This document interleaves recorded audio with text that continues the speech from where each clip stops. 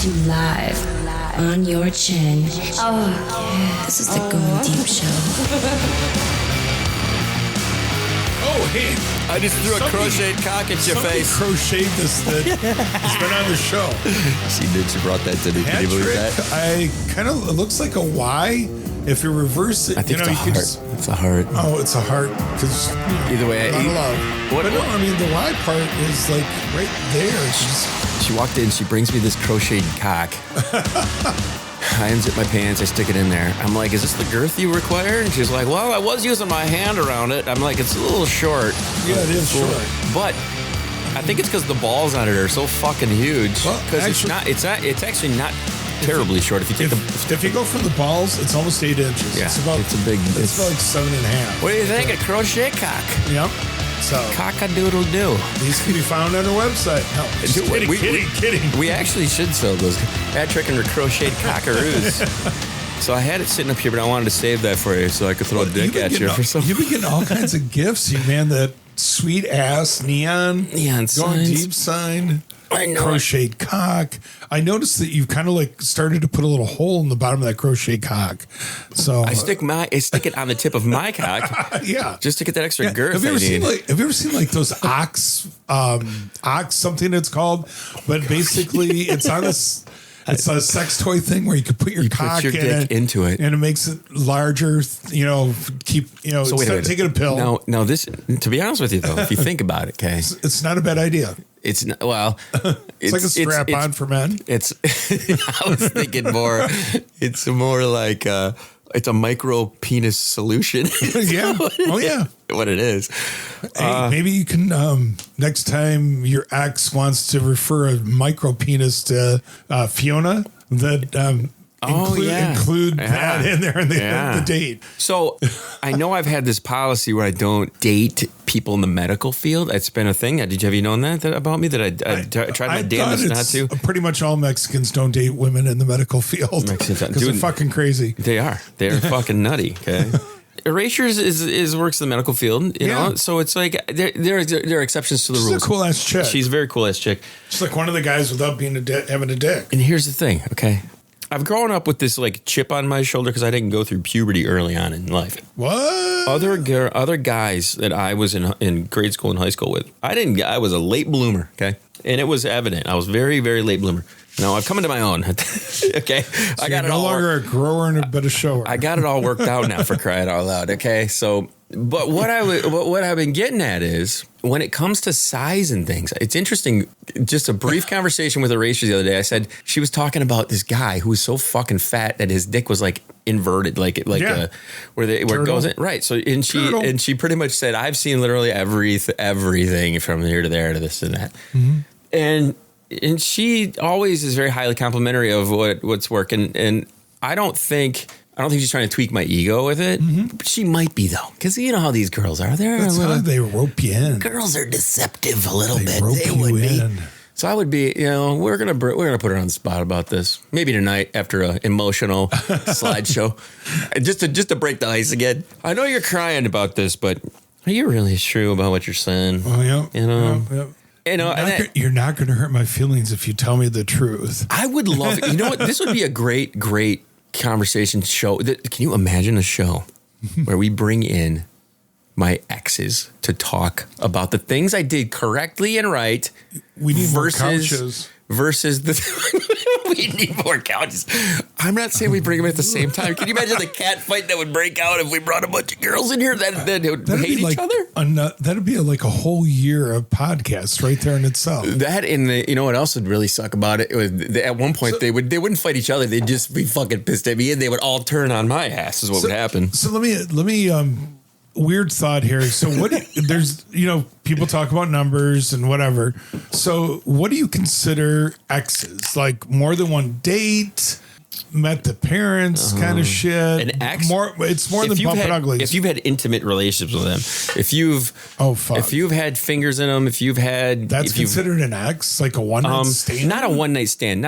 Oh, that would be a whole different show. Yeah, one night stands. Oh my god. Not that I'm making it about me, but I'm making it about me. I'm like, damn, that's a lot of women. And I don't know if we could track them all down. We salute you, El Prez.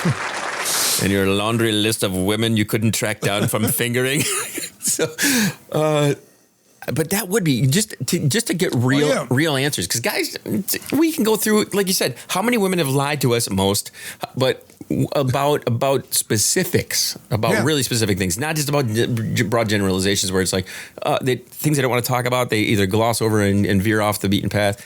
We can't pretend that we don't have pasts at our age. We have plenty of past, okay? You know, you can't get upset about this. Any guy who gets really jealous or envious in any of these modes past 45 to the age where I am now, jealousy shouldn't exist. It shouldn't exist, because anything that you're being upset about, you have done. Yes. You cannot. Don't be the hypocrite. Don't be the hypocrite who does that. You have to know. If a woman is interested in you in the same way you're interested in her, the things you're going to do with her or to her, and she's going to do to you, she has done with others, it's fine. Consider it a little minor league system bringing you into the pros where she's going to come and have fun with you. And if you have some compatibility, it's all going to work out. Don't look at it as a negative thing. Right? Oh yeah. Am I right? Oh, no. I'm just laughing my ass off. And I got to take a picture of this. The way your mic is, and the way the crochet cock is, it looks like you're eating it. Patrick said the same thing. Oh, fuck. That's funny. It's right in there, right in the thing. Yep, it is. But no, there's being a guy that... Do you look at you see two dicks when you look over it out, right? But no, I've always... People have always seen the little rom-coms like The Last American Virgin and all these different movies. I've accepted a long, long time ago, I am that rebound guy. I'm the guy usually women find after they've been fucked over or whatever by some other dude. They want to know that, there's something more out there. Something that they've been missing or weren't getting. And then afterwards they go back to some dick ass guy. So you're like the negative good luck Chuck. You're like the one who the hump they almost get over to go to the other side. You're the one who they catch before and then go back to what they were. I mean, I'll never forget. I was in a bar in Midland the one night on a Wednesday night, hanging out, talking to this woman, wrote her a poem on a bar napkin. I'm fucked up, shit face, whatever you want to call it. And, not really overly flirting her. She's married. Was she pretty hot? Oh, yeah, she was. Kathy was hot. So anyway, she don't see her again until I'm at actually, strangely enough, around this time of year on February 1st, we were at a party through a mutual friend, and her husband was with them. What bar were you at when you met her? Oh, we were, this would have been the old Midland Holiday Inn. Okay. Ladies' night used to be Wednesday nights there. Mm-hmm. So she's like, I want to bring my husband over. And he thanked me. He thanked me because for whatever I said that night, saved their marriage. So describe this chick, what she looked like. 5'7", blonde. She hung out with some other people I knew that did massage therapy in the building I used to live in. And very, she was a little bit older than me, probably about 5 years older or so. And it was like, that's it. And I've had other. So what did you say? What he comes to you and says that? Because that's a twisted thing. That's a move that a guy would say if he recognizes that you were flirting a little hard, or if that she was recognizing something in you and he had to really check himself to make better decisions to be there for her. So what did he? I'm sure you didn't get into any details on this. But what do you think it was? It was one of those things that they had been married at that point, if I remember correctly, it was more than the 7-year itch. It was about 10 years in, had 2 kids. He wasn't doing the things at home to show appreciation. That's why she was at a ladies' night out at the bar. Uh-huh. And, had her one wingman girlfriend there with her. And basically, this poem was a little bit like flattery, kind of a thing. And she just wanted to be heard, told her maybe the things that we're talking about right now, that's the conversation she needs to have with him. It wasn't like he was a total asshole or anything else. It was just something he wasn't appreciating her after a period of time, and she wasn't appreciating him. Well, and so, okay. And that happens. It absolutely does. And here's the thing. I think that it happens not just to other human beings in your life, but it happens to hobbies. It happens to interests, things you wanted to do, everything comes into your brain and you get this excitement about it and you want to maintain that excitement about it. I think that's what makes things special, like the podcast. I think this what makes things special, like the baseball stuff. There are things they just keep coming and coming and coming, and they're part of your existence. And even those things that you love to do, you wish you could put more effort into it. You know what I mean? Mm-hmm. So when it comes to the relationship side of stuff, it's easier to get a little bit lazy and lackadaisical about it because you know that person is literally going to be there all the time. That's their job title. When you marry somebody, their job title is the one that is going to be there. That's essentially what it is. Yeah. It's that to death to us part thing. So you don't know. I mean,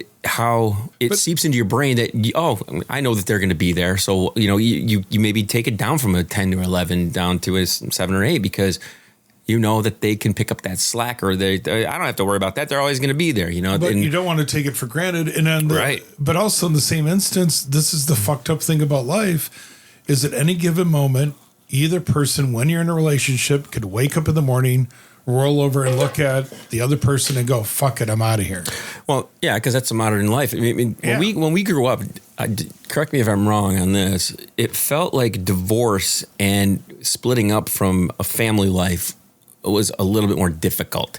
Yes. You can go through a goddamn drive-through now and get a divorce. It's. I just had somebody reach out to me.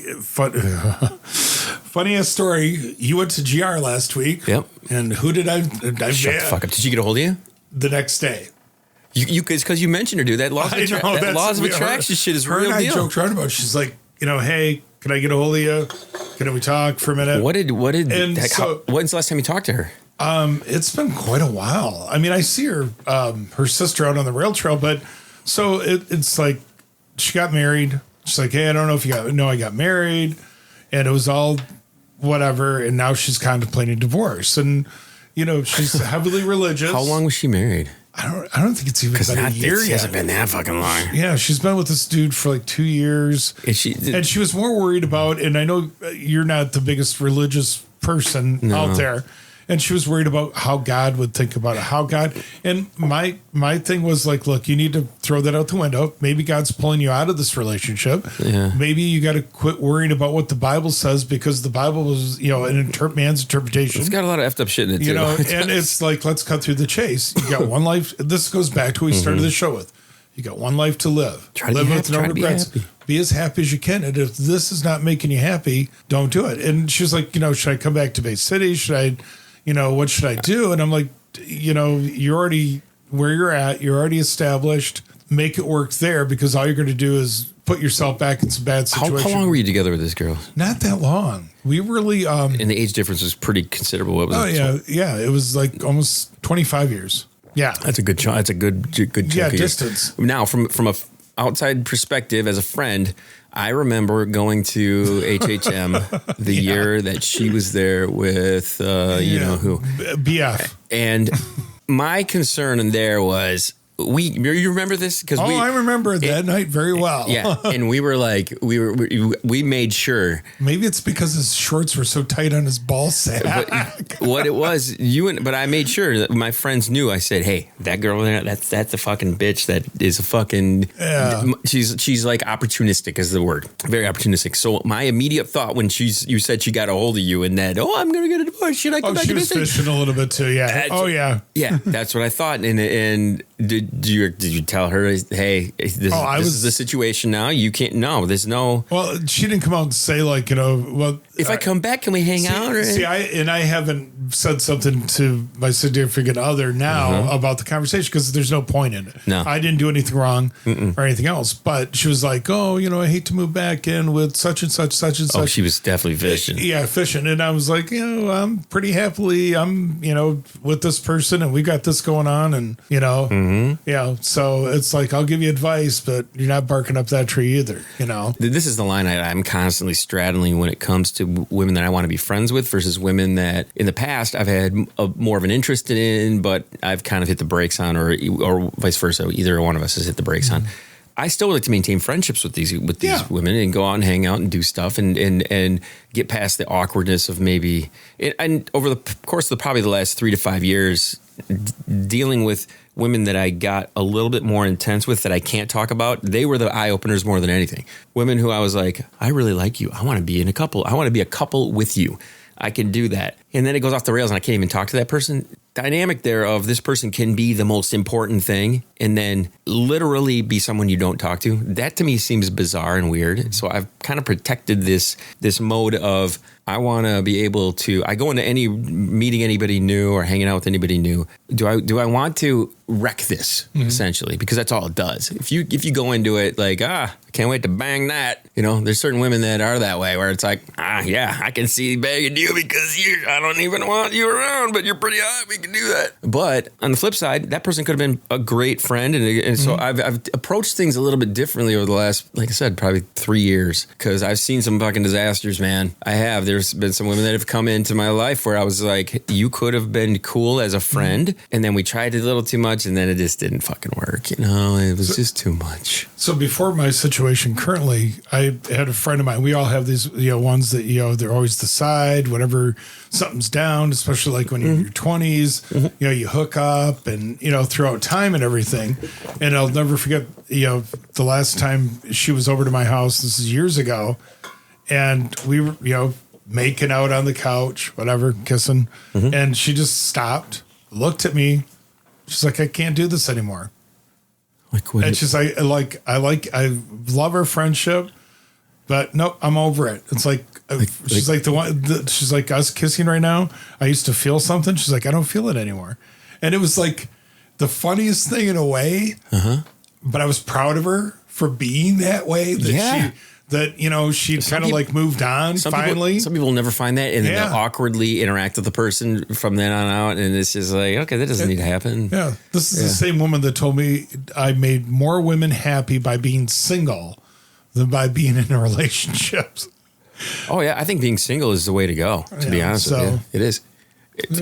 Just be single. Yeah. Or find the best wing chick ever. There you go. I think I've found the best wing chick ever. I think you have too. I really do. Really, me too. I really do. I do weddings. No, dude, there's no weddings. I'm joking. There will never, I'm actually ever, you never have to worry about this. I'm doing one in September. Satan and Jesus can both show up here to do a show and they can say, you have to watch me. There's a better chance that Jesus and Satan will give me head at the same time than there is of me ever getting married. Okay, that is fucking never happening ever again. Never. It's just never going to happen. I'm sorry. I'm trying to get this image out of my head. I mean, are you like wait. Are you pulling? She-devil. Are you pulling Jesus's hair back because it's long? At that moment, and that beard. Jesus is the. First of all, it's.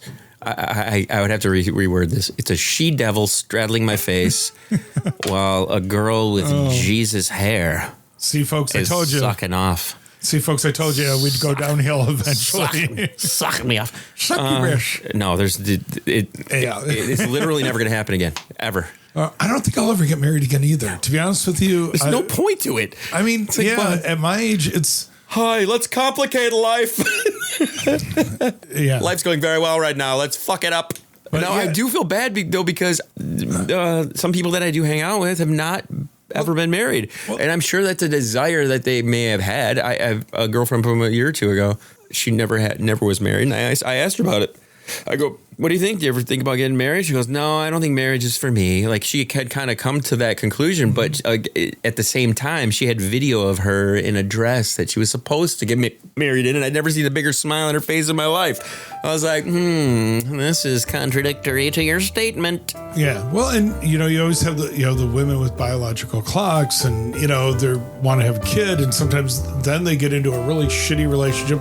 Like the one woman we know.